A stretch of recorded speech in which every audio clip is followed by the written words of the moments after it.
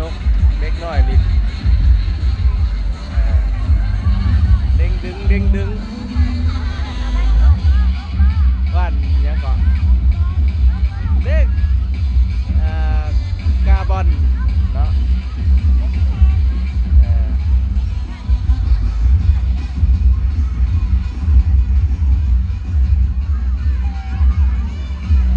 จะมีมองลินหลายประเภทเนาะทุกคนเนี่ยมีเสียง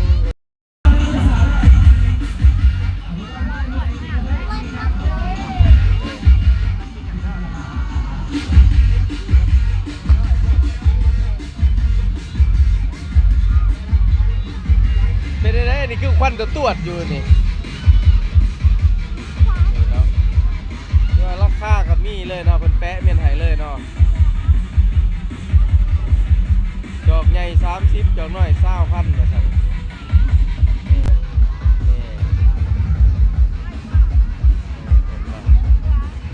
นี่สวนสนุกของเด็กน้อยลิ้นนี่เนาะ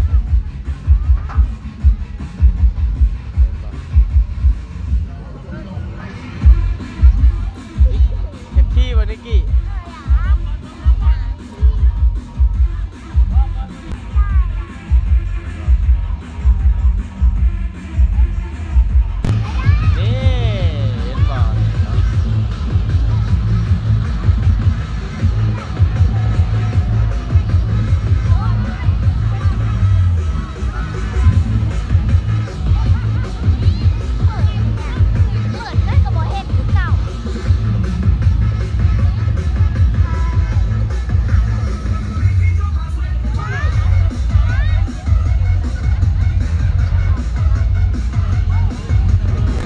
บรรยากาศสวยงามเนอะนี่มาส้มน้ำกันเลยนอนนี่เนาะสำหรับมื้อนี้ก็สิเป็นมื้อเริ่มงานเนาะมื้ออื่นที่เป็นมื้อเปิดงานเนาะอันนี้มาไตเติ้ลก่อนเนาะทุกคนเนาะหลากหลายในลิ้นเนาะสำหรับเด็กๆ